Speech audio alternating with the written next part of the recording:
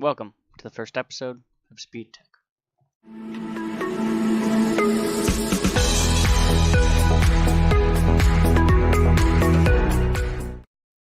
Let's talk about the real reason Apple made the iPhone XR. It's not money. So I was originally going to make an iPhone XR video before the phone came out, criticizing it about the screen and the overpriced price tag that the phone came with compared to its budget competition. I decided against it because I thought it wasn't fair to judge a product by its spec sheet, especially knowing Apple. Let's just say I'm glad I didn't fuel the fire, although you're going to be surprised when I say the fire refers to the success of the phone. The standard track record for phone launch cycles is as follows. Unless there's a rumor or leaked image beforehand, like the Pixel 3 XL, the line stays straight. No positive or negative perceptions of the phone before its announcement. When the phone gets announced, the details are shared through social media and other news sources. The phone either gets a positive reception, like the Samsung Note 9, Huawei P20 Pro, Mate 20 Pro, iPhone 10, etc., or a negative one, Hydrogen 1, BlackBerry Key 2, iPhone XS. In the case of the Pixel 3 XL, leaked images were around the web before it got announced, causing the upset just from the design alone. This started the popularity graph on the negative side even before it got released, which unfortunately did not change once it got released. Something similar happened with the XR, except the reviews/perception of the phone changed. Once the reviews turned positive, I knew what Apple had done. They had successfully predicted the market months in advance. Apple probably knew that once the announcement was made, everyone would be grasping at the chance to pummel their new budget iPhone for $750, which had a less than 1080p screen, around 823 screen resolution, and a pixel density, which is how many pixels are going to be showing up per inch around the iPhone 4S screen. One single 12-megapixel camera, an aluminum design, and an LCD screen.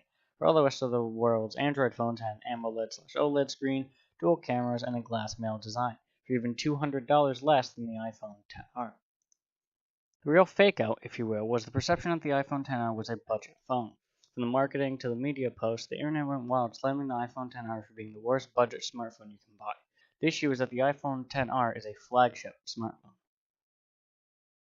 So, how did I come up to the conclusion that the iPhone XR was a flagship device?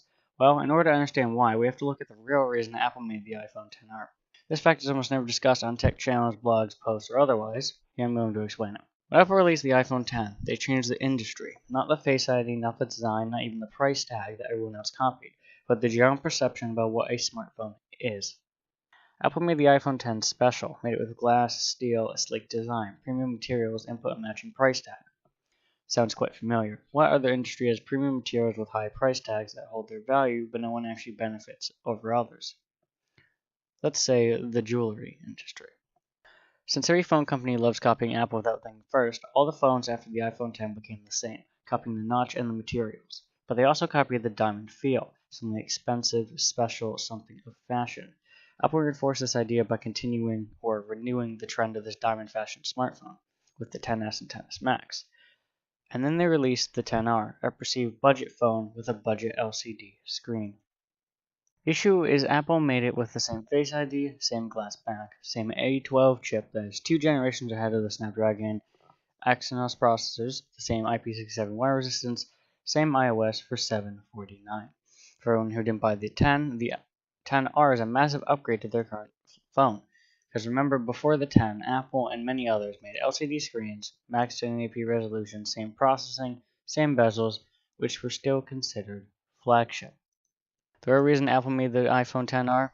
To fill the gap they themselves created, the diamond luxury smartphone versus the consumer phone, by bringing back the phone-feeling phone that everyone who didn't buy the X wanted, without sacrificing the things those people cared about.